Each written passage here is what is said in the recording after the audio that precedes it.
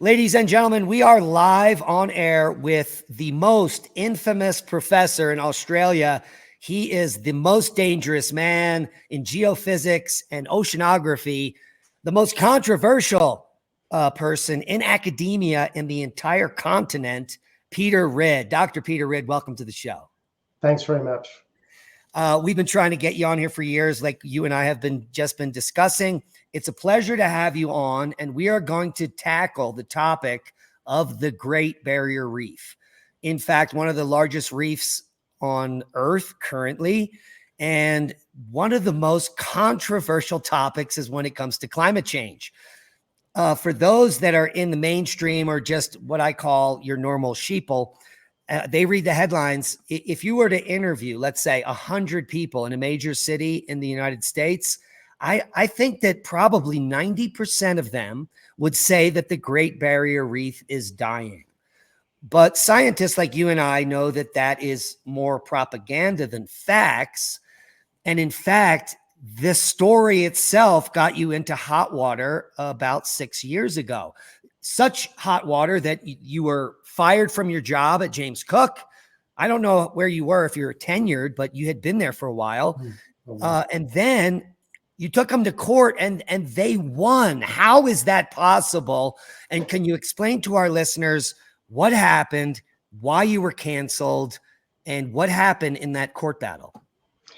I've been working on the Great Barrier Reef at that stage for about 35 years, and we'd been demonstrating again and again that the Great Barrier Reef was actually in great shape. We'd done a lot of work on the supposed effect of sediments on the Great Barrier Reef coming from farms, which are supposedly killing the reef, showing it was a complete load of rubbish. But the thing came to the head when a very eminent group of scientists were claiming that a particular coral reef, and remember there's about 3,000 individual reefs on the coral reef, they were claiming this particular coral reef was completely dead. And we were able to go down there and show lots of pictures of this and show, look, this is a wonderful, beautiful reef. You've been saying it's dead. And my point was not that they'd made a mistake, but how on earth, where were your quality assurance systems that you could make such just a terrible error? And I said that basically their work was untrustworthy because they didn't have sufficient quality assurance systems. Anyway, the proverbial hit the fan. I was disciplined for that. It then got worse. There was another instance where I said something similar about the lack of quality assurance. And to cut a long story short, they fired me. So I wasn't going to back down and just be silenced. I made that very clear to them. They did all sorts of remarkable things. They kept on reading all my emails and taking stuff out of context. But actually, when you've had your emails read and you actually read them back and you actually look and say, well, actually, I'm not ashamed of anything that I've said. For example, I'd said that the university pretends to value free speech, but then it just takes it away.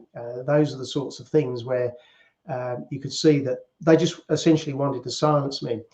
Anyway, we took it to the highest court. Let me get this straight.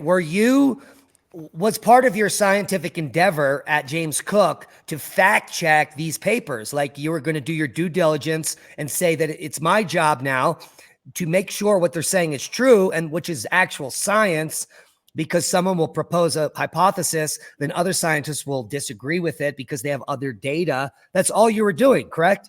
Yeah, that's all I was doing. That was nothing else. I was just, and they canceled you. It was even at a higher level than that. I wasn't just saying that I think you got some problems there, but I was pointing out the complete lack of quality assurance systems to make sure that, that we had some better idea that the stuff was right. That's essentially what I was saying.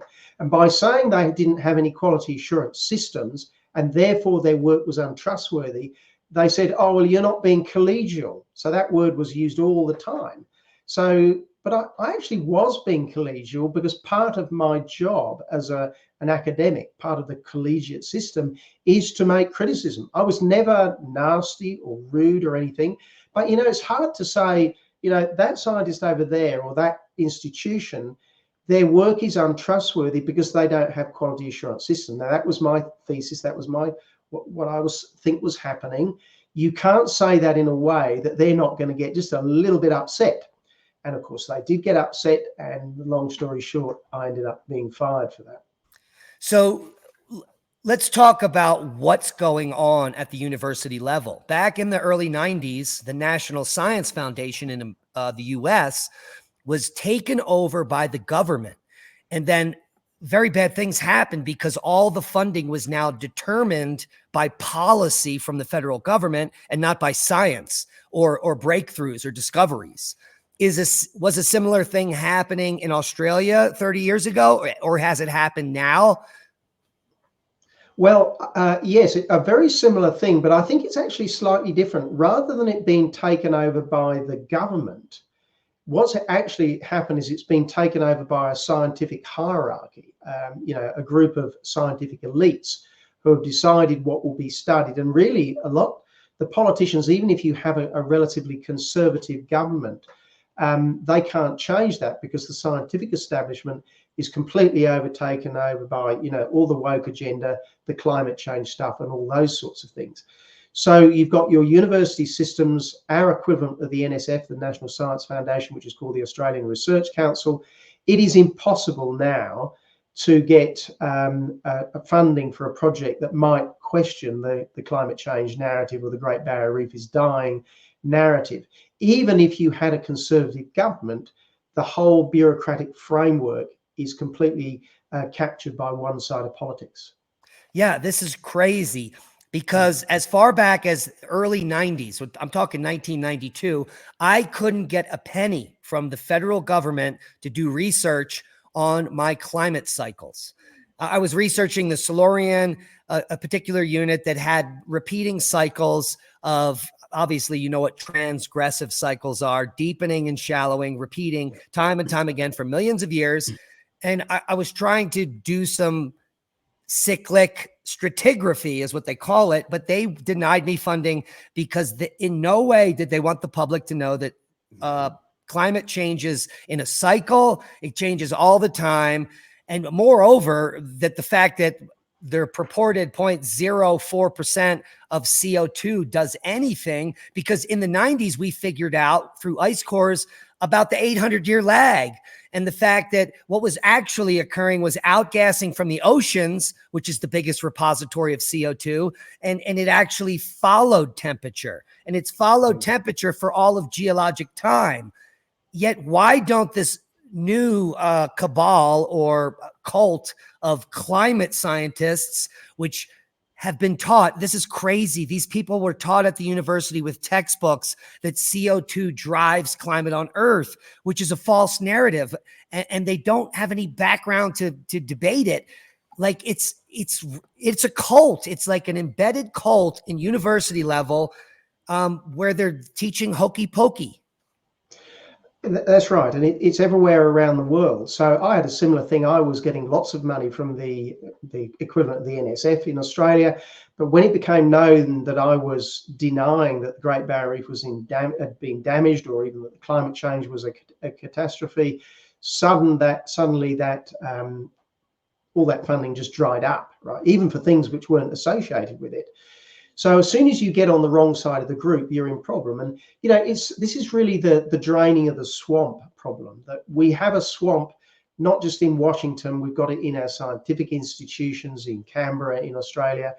And that whole thing has to be cleaned out so that there are competing ideas.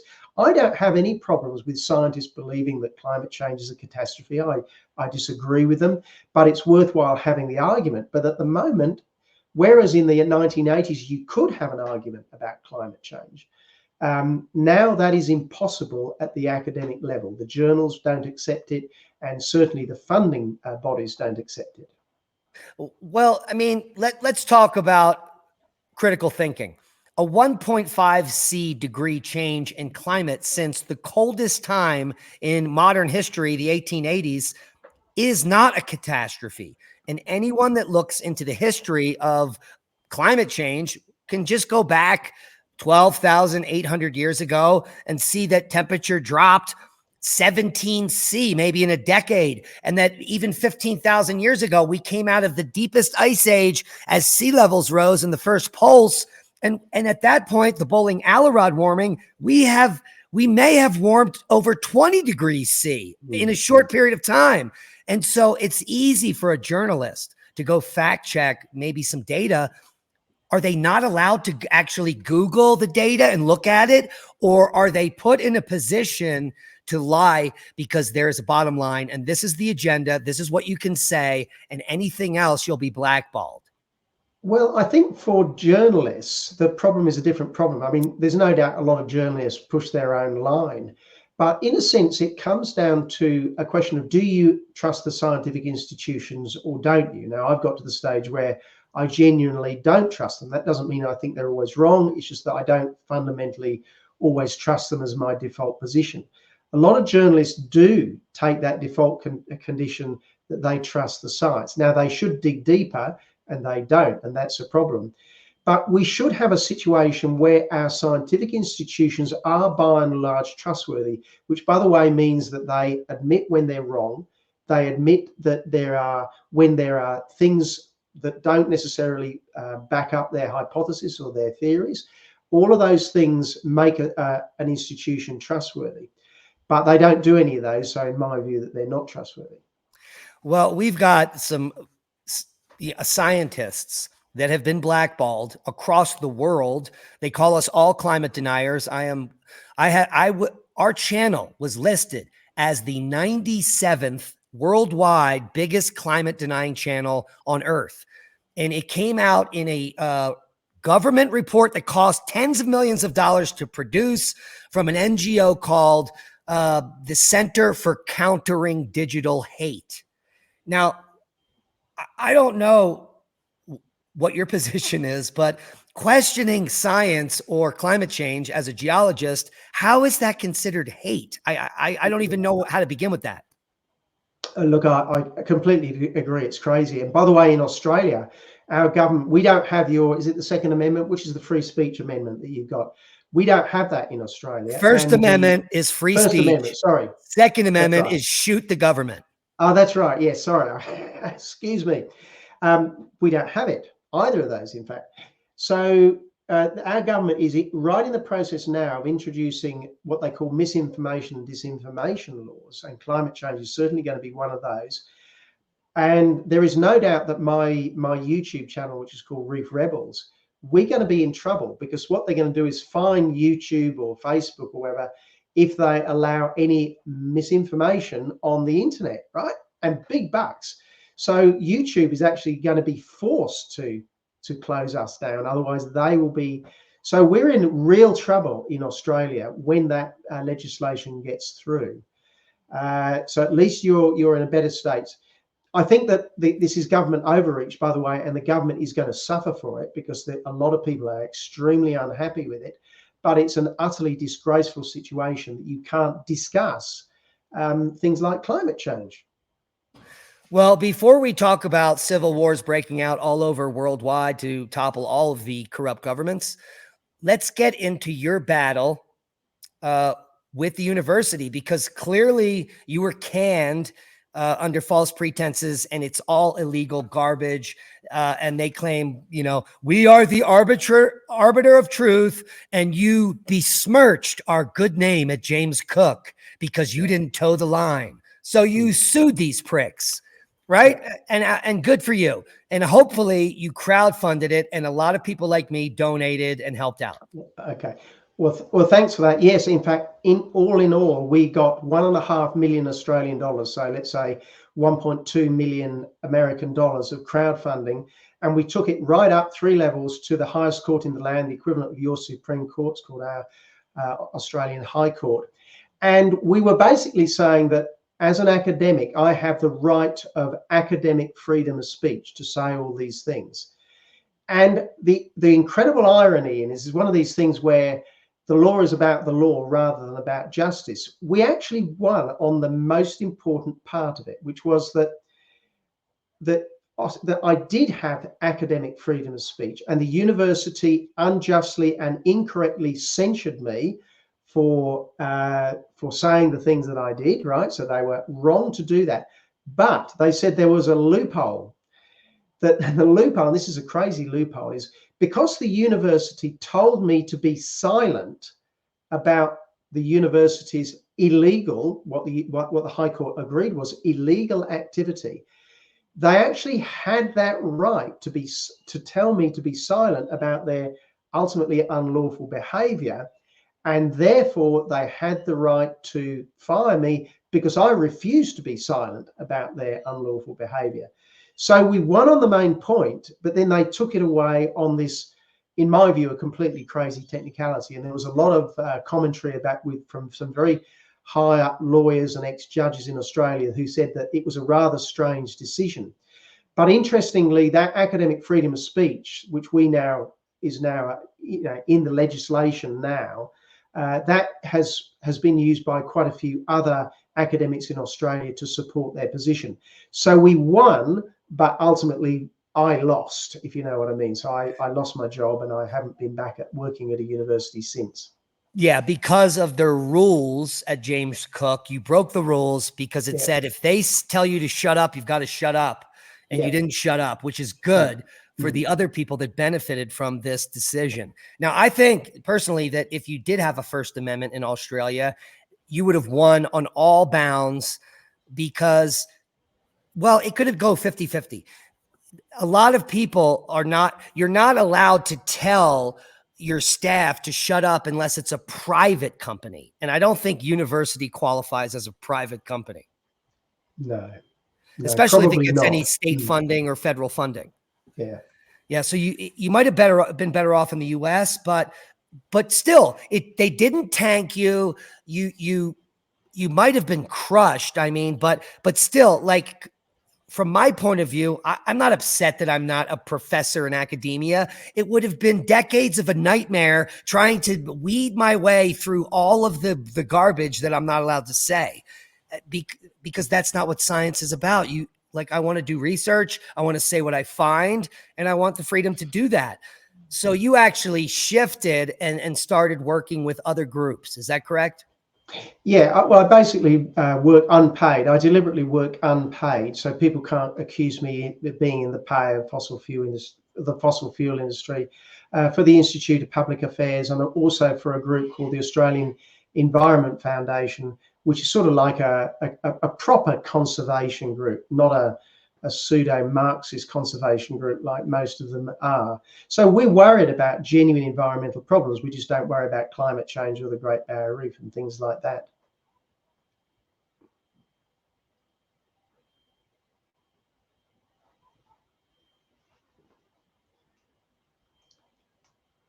I can't hear you. Oh, okay. Yeah, we had an issue there. So let's talk about your website, and let's talk about some of the actual statistics and data that is actually happening on the Barrier Reef, which contradicts everything that the mainstream media is saying. Like, every month they rehash a new headline about how much the Barrier Reef is dying. Yep, so on the screen now, you're seeing this is the amount of coral measured by the Australian Institute of Marine Science. They sample about 100 of the 3,000 reefs. They swim right around them and they monitor. And you can see here that in 2024, we've got more coral in the Great Barrier Reef than ever before. In fact, the last 3 years, every single one of the last 3 years has got more coral than any of the previous 35 odd years.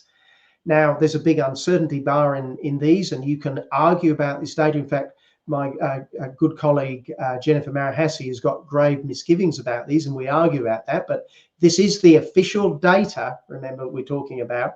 And it shows that despite having supposedly catastrophic bleaching event in 2016, 2017, 2020, and 2022, and 2024, we've ended up with record amounts of coral.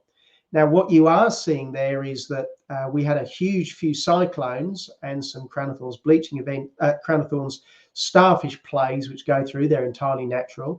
And so around 2010, 2011, we were at very low levels of coral on the Great Barrier Reef. But ironically, with all this massive climate change bleaching, we've ended up with more than twice as much coral on the reef as we did 15 years ago. So that just proves utterly that we could not have lost a great deal of coral compared with the regenerative capacity of the Great Barrier Reef. And one of the things which if you want to, we can go into is that Australian reefs go through these huge cycles of bust and rebound, especially when cyclones or hurricanes go through. Yeah, well, also we've got the lunar standstill, which brings tides up over a 16 or an 18-year cycle, higher and lower. We've got king tides, obviously cyclone Hamish, huge destruction on the reef. But what a lot of people don't know is that a coral reef isn't just like something that's 12 feet underwater. It goes all the way up from the tidal zone and all the way down to almost as deep as where light can exist. So these are like, they're multi-story living organisms. And so maybe if the top of the reef gets bleached, the deeper reef, because it's getting more light, reacts in kind and recovers better. There's no doubt that, the very tops of the reef. So a reef is like a big flat topped hill, a couple of miles across, with very steep sides, sitting on a seabed, which is also very flat, maybe 50 to 100 meters deep, right? So it's just a flat top hill, and there's coral all around. There's coral, a bit of coral on the top.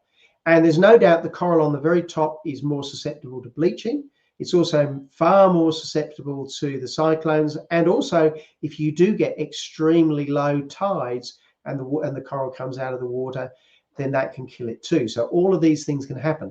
Now, in fact, the reef is a pile of dead coral, 100-meter high pile of dead coral that slowly accumulated from killing coral over the last, 500,000 or 1 million years. That's how each of these reefs have formed. So you go through these cycles of death where or a lot of it dies and then recovers. And often you're dead right. If the coral gets killed on the surface, down at 40 or 50 or even more meters down, the coral is very likely to be fine. So that then allows it to still produce lots of coral planulae, coral spawn, and it starts regrowing. So these cycles of death and sort of reformation, they take about 10 to 15 years. So you can have a coral that's got almost no coral, certainly on the surface areas today, but in 10 to 15 years, it will have completely rebounded. Yeah, and let's talk about sea levels to bring the listeners up to speed. If we were at the Great Barrier Reef 18,000 years ago, it would have been well offshore, probably miles offshore of its current position. And so these reefs, they move around due to necessity and to the height of sea level, because they need that photo area, the area where the sunlight penetrates into the ocean. And like we were discussing earlier, the Great Barrier Reef is now like moving offshore for the last 5,000 years, because 5,000 years ago, I don't know what the height, how much higher sea level was there, but it was probably at least between 10 and 30 feet higher. Not as much as that. It's probably so we don't have the huge rebound that you can have in the sort of the around Sweden and places like that. So here it would be about 1 meter higher if you were, say, 5 to 7,000 years ago. But if you go back 18,000 years ago, it was 120 meters lower. So these flat-topped hills, the underwater flat-topped hills, which are now covered with coral, they used to be literally flat-topped hills covered with trees and grass, right? And then the sea level has come up, and then they've reformed with coral on them.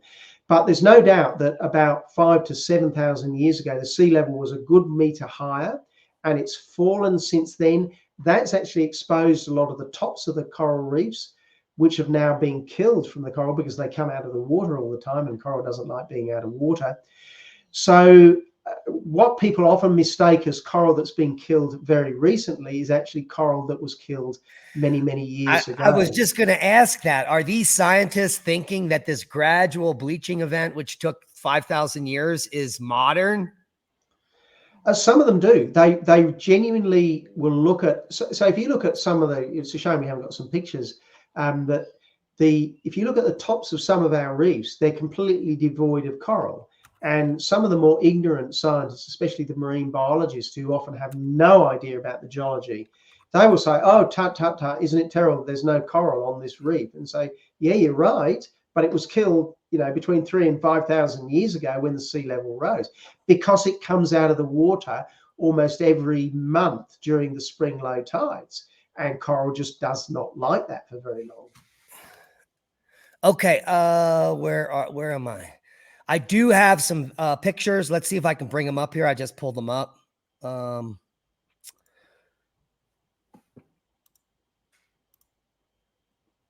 Okay, let's share some coral bleaching with the fans. And maybe you can explain this. This is just a general picture of some branched coral. Yeah, so that coral has bleached. Now, a coral, for your viewers, it's mostly an animal. The coral polyps are an animal. So each one of those sticks will have, many hundreds or thousands of tiny little pot-shaped organisms. And inside that little animal, there is algae, right? And the algae is in a symbiotic relationship. It's actually living inside the animal. It gets sunlight from the sun, obviously, with photosynthesis, and it shares that energy that it gets with the animal, the coral animal, as a quid pro quo for having a nice environment for the algae. Now, what will sometimes happen is that if it gets too hot or too cold, or the water might get too fresh, or other things, the coral has the ability to throw that algae out, and then it goes white. So bleaching is when it's chucked out its algae. Now, that coral there that you can see, that white stuff, almost certainly won't die, right? Sometimes it will die. It's certainly a bit stressed, but usually it won't die. But the really interesting thing about corals is that they actually use the species of algae to deal with temperature changes. So rather than corals being highly temperature, sensitive, they can fall over very easily from temperature changes. They actually use changing the algae inside them to deal with temperature changes. So if they take in a type of algae, one type of algae, it means they can deal with very high temperatures. They can take a different algae, they'll deal with very low temperatures. So they actually use bleaching as an adaptive response mechanism. Chuck out that algae, it's the wrong type. Bring in a different type, it's floating around in the water. This is better because we're hotter, or it's better because we're colder. And so they're actually one of the organisms most able to deal with temperature changes, whether that's anthropogenic or otherwise. So even though these are bleached, the coral polyp is still inside its home and able to reincorporate new algae. Yeah, almost certainly, right? So, 80% of the time, it's that white coral is not happy coral. There's no doubt about that. Right. But it will bring in some more, almost certainly, and it will keep on growing. Now, on occasions, no, and you do get a lot of coral death. But remember, everything has to die of something sometime, and it just keeps on regrowing. And it's done exactly this, of course, for millennia, for literally hundreds of millions of years. At least 500 million or so. Yep. Now, if we have dead coral, can a polyp bloom come and repopulate the dead branches? Sometimes, yes. They call this the phoenix effect. So, maybe the tops of those corals are all dead, but down right underneath, which not as exposed to the sunlight, there might be some live coral, and it seems to be able to manage to repopulate the dead parts of it. And it can do it staggeringly quickly, literally within a year or so. Something that looks really dead can be repopulated. So these are they've been around hundreds of millions of years. They've been through climate change like we've never seen. So of course they have ability. And there's one fact which is often forgotten, right? Corals are a hot water species. You don't go to New York State to see corals, right? Though there are corals even in that cold water, you go down to the Florida Keys, or in our case, you go north towards the equator. The corals grow faster there. It doesn't matter how hot it gets, the corals just keep growing faster and faster. So if we're getting a 1.5 degree temperature rise, you should predict, the only prediction that you can make is that the world will have more corals. It'll have healthier corals. The corals will grow faster, like a lot faster. For every 1 degree temperature rise we have on this coast, so if you go south, it gets colder. The corals will grow 30 to 40% slower with every 1 degree reduction in temperature, or 30 to 40% faster with every 1 degree increase. So if we're going to have climate change from all this carbon dioxide, maybe the polar ice caps are going to melt. All right. But one thing is for sure, the corals are going to say, we are very happy corals, right? Because we like it hot.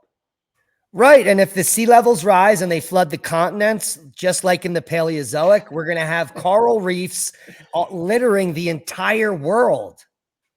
There is no doubt about that, right? So, and especially on the Great Barrier Reef, remember I said there's a 1 meter fall, right? If we get a 1 meter increase in the sea level, all these dead reef tops, which are dead now because they come out of the water on the spring low tides every month, right?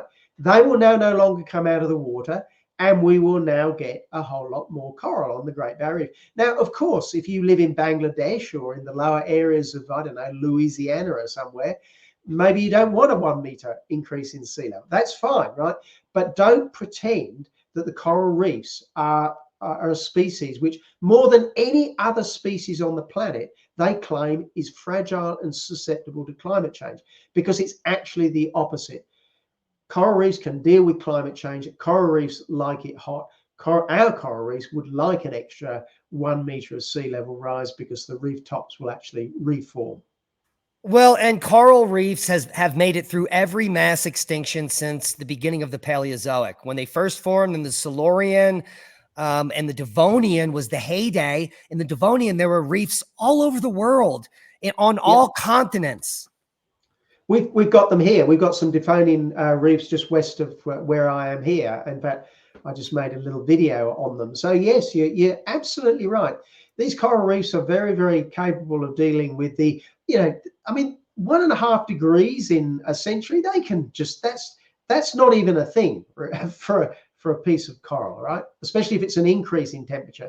Now, if you are in the southern reefs of Queensland here, and you drop by 1.5 degrees, then actually that does become a problem, because you get to a stage where the growth rate is slower than the erosion rates. And so over very long periods of time, you slowly lose your reef. But even there, you're talking about, it's going to take a couple of 1,000 years for them to completely lose the reef. Well, and another breakthrough we've just had tonight is one in which long-term climate cycles, no matter how large they are, and we're talking about 15 degrees C shifts during the ice ages, etc., going back for 400 million years, these types of corals made it through the whole time. We're talking rugosa, scleractinia, and sponges. All these reef complexes look very similar today as they did hundreds of millions of years ago. They're living in the same area. So what that means is even in the coldest, the Carboniferous Ice Age or whatever, snowball Earth, we had reefs that survived. Yep, that's right. I mean, you can go to the north of Scotland, right? That's pretty cold. You can find corals. Now, they're not reefs, but they are certainly corals, right? So we are talking about organisms more than any other organisms. All right, I can imagine that some mammals could go extinct if we had 3 or 4 or 5 degrees, right? Some possum living on the top of a big mountain, if it gets hotter, he can't go any further up the mountain, he goes extinct, right? But not coral reefs, right? These things are going. We could have the nuclear conflagration where we have, snowball Earth due to the nuclear winter or whatever, right? And I guarantee you, coral reefs will be there at the end of it. We might be gone, but coral reefs are going to be there for sure. Well, yeah, and the symbiotic relationship with the algae. Algae has been on Earth for now, I think we've pressed it back 3.5 billion years. Right. And the fact that stromatolites existed for like billions of years and simply being the same thing really speaks to the resilience of life on our planet in changing times. And that they change is just a thing which they cope with all the time, because the climate changes all the time, conditions changes all the time.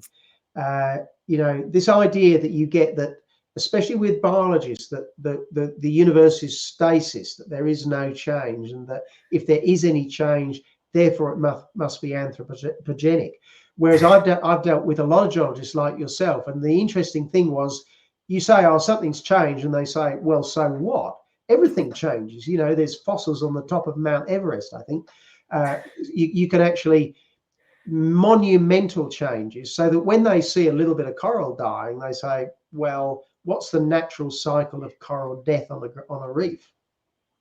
Yeah, we're certainly not. We're certainly all going to die, but not from a little warming. And just like you said, I don't even know if you covered this. I was watching an interview with Vivek Ramaswamy right before the show, where he's trying to explain to this climate alarmist with their head cut off.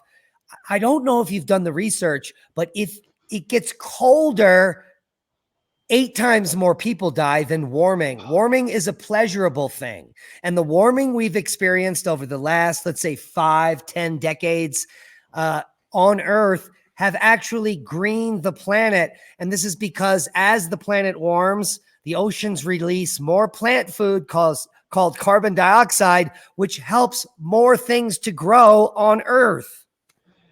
Especially in Australia, actually. So this is particularly true for the semi-arid climates, like most of Australia. The underside of the leaf, the stomata, it can now close down with the extra carbon dioxide. If it closes the stomata, it now loses less water, so water utilization goes up. There's also less problems from I've forgotten the name of the enzyme inside the photosynthetic chain, which is actually slightly poisoning if you let too much oxygen in through the stomata. So there is no doubt Australia is, I think I've forgotten the numbers, but 10 or 15% greener now than it was in the 1970s. And that is almost certainly partly due to the extra carbon dioxide concentrations. The warmth, I don't know whether it would be so much of an effect, but it would be in the colder areas. No, I mean, just like I say that for coral reefs, you'd have to say warm is better. Then for almost all plants on land, more carbon dioxide is better. After all, there's 2 things that plants need. The first most important one is water. The second most important one is carbon dioxide. And everything else like nitrates and phosphates and these things, yeah, they're important too, but not like water and carbon dioxide are. They are the key building blocks of everything. Right. And this feedback system is absolutely miraculous. You live where some of the hottest areas on a continent exist. And with more carbon dioxide, you now have 10 to 15% more greening. Yep. And greening means shade. And shade means cooler soils, more biodiversity in the soil, more mycorrhiza. And this system keeps growing from the margin. It's literally the greening of the earth. And we've got a whole cabal of wackos that are sucking carbon dioxide out of the air. We're just a small distance away from mass extinction. That's down around 170 parts per million. And they actually want to get there. It's like we live in some type of a dystopian world. Yeah, it is. I mean, it's like I keep saying with the Great Barrier Reef. If you go to the equator north of here, you have the Coral Triangle, the best coral reefs in the world, most diverse, hottest water on Earth. You'd have to say that hot water is good for corals, right? Same way as more carbon dioxide is good for everything else. They really will look back on this period and say they went mad. They thought that this carbon dioxide was killing them, when in fact they're a bit like an anorexic person thinking that food is their enemy, when food is not your enemy, right? So yes, it's a crazy situation you've got to when carbon dioxide, which clearly is, we need more of it, not less. We're actually trying to outlaw it on the basis of a minute temperature change, which overwhelmingly will be beneficial for us. Peter, it's been such a pleasure to talk to you. Where can we go to help your efforts? Where can our listeners go to help your efforts? Is it your website? Probably the best one is our Reef Rebels YouTube channel. We put stuff up. There's a lot of stuff on the Great Barrier Reef, but we also talk about other, how do you call them, culture wars issues, with a focus on science and how science has become corrupted, but actually more broadly. So probably the Reef Rebels. That's Reef Rebels YouTube. What about your website here that we have up? We've got there's the Australian Environment Foundation website, which has got a lot of stuff. It's more Australian based, so it may not be as much interest to American listeners. So that's the other one too. And we put out every couple of years a State of the Great Barrier Reef report. So we put one out early this year, which goes through all the facts about the Great Barrier Reef, the fact that we haven't lost a single coral on the Great Barrier Reef, coral reef. Of the 3,000, they're all there. Not one species has gone extinct on the Great Barrier Reef, not one. The Great Barrier Reef is the most pristine ecosystem on Earth. My last message is to say, come out and see it, because, of course, by telling the whole world that the reef is no good, it's smashed the tourist industry. So that's another point that I like to make. People should come and visit it. Yeah, come visit the Reef. Also, come subscribe to Reef Rebels. Let's get them a few thousand more subs. Even if Australia bans you, you can stay up on YouTube. It'll be shown in other countries. There is a way around all this gobbledygook, but I think it's all coming to a head in the near future. Censorship is not a way forward for society. It is freedom of speech. It is the sharing of ideas. Otherwise, we are headed down the runway to communist nightmare. And that is the last thing that anyone in a free world wants. Do you have any parting? Go ahead. Sorry, what was that? Any parting words? No, just remember the Great Barrier Reef is brilliant, and you're being essentially lied to by a lot of institutions, scientific institutions, which overwhelmingly have become untrustworthy. Yeah, and you can watch Jennifer Murrow-Hassey's, some of her documentaries on Porites and some of the dives they've done there. It's absolutely stunning. Pleasure to have you on the show, Peter. Let's do this again in the near future. Thanks very much. My pleasure. And that's a boom.